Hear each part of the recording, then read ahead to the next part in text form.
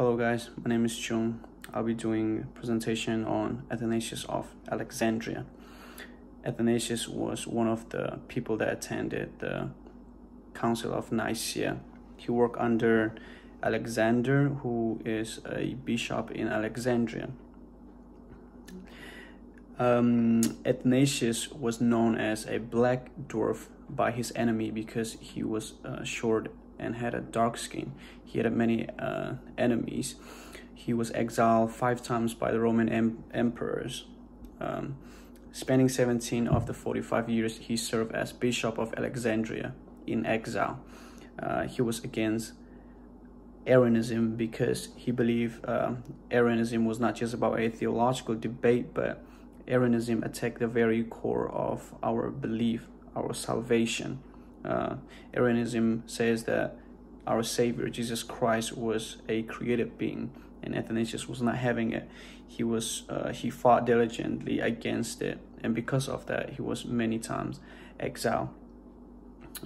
His birthplace and time are unknown, but according to Gonzalez, he was born in a small town or village on the shore of the Nile River. Again, he had a dark skin and he spoke the Coptic language, which the language was spoken around that area. During his early age, he was in close contact with the monks of the desert. In fact, he used to wash the hands of the famous monk named Anthony. He was most feared by the leaders of Arianism because it wasn't because of his strong logical arguments or his eloquence in speech. He was most feared because he had the connection that he had with his people among that he lived, and the disciplinary he have from his early contacts with the monks in the desert. In fact, he was even admired by his enemies because of his Christian ways of life. After Constantine favored Arianism, knowing Athanasius was a very powerful person, the leaders of Arianism decided to plot against him to bring down from his position. He accused him of doing magic, was being tyrant over Christian Egypt, which none of these were true, but convinced by Constantine that he was sent to Tyre, and he did. Athanasius went to Tyre to defend himself against his accuser, and he proved his innocence.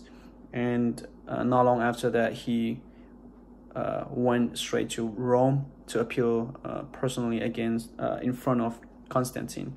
But what's his name? Nicodemia of Eusebius of Nicodemia was very influential among the courts, and especially around Constantine, and he convinced Constantine not to see Athanasius, instead banish him, and Constantine was convinced, so he banished Athanasius out of the city.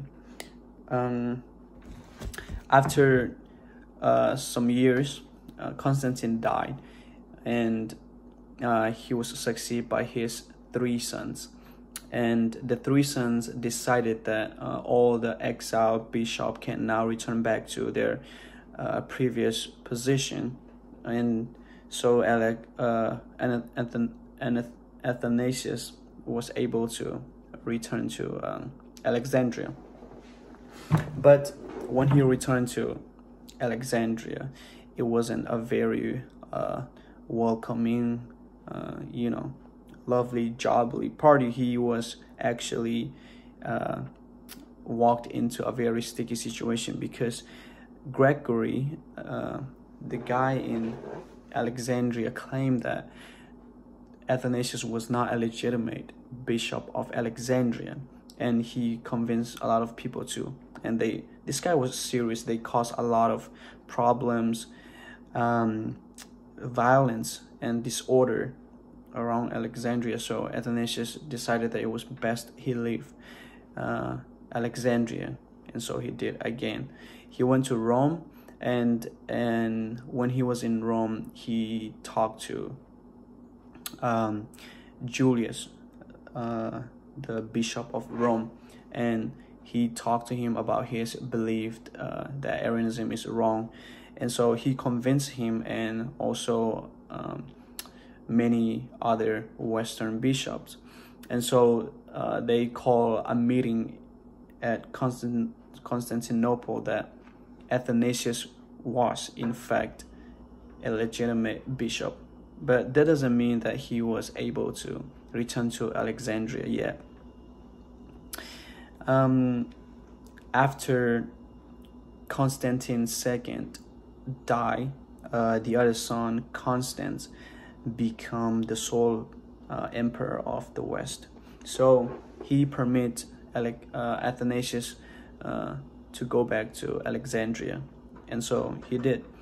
But in 353, when Constantius, another son, became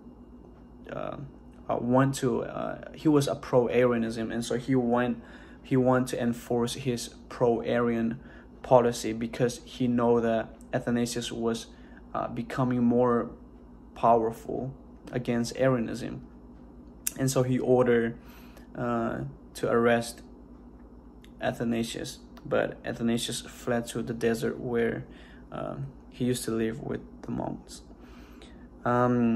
After Constantius died, he was succeeded by Julian, and Julian was not concerned with the fight between the bishop. In fact, he wanted them to fight and weaken themselves so that he can continue with his pagan religious goal, and so he just make everybody return. So Athanasius returned back to Alexandria, and he write many more writings against Arianism, and he even furthered it. So at that point, Julian was actually worried. So again, he ordered another arrest, and Athanasius had to fled Alexandria again, back to the desert.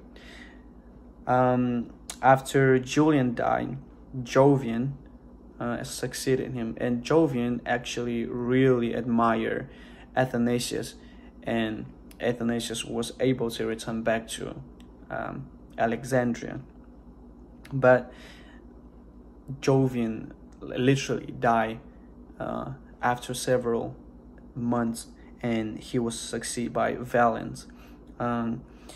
Fortunately, Valens, even though he was pro-Arian, he did not arrest Athanasius. So Athanasius stayed in Alexandria and died at 373.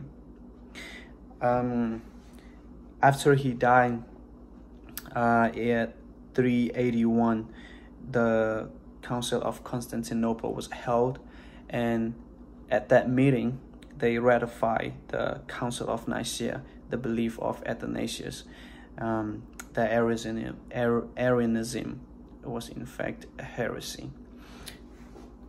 All of the information I got are from the book that we're reading by Gonzalez. Thank you.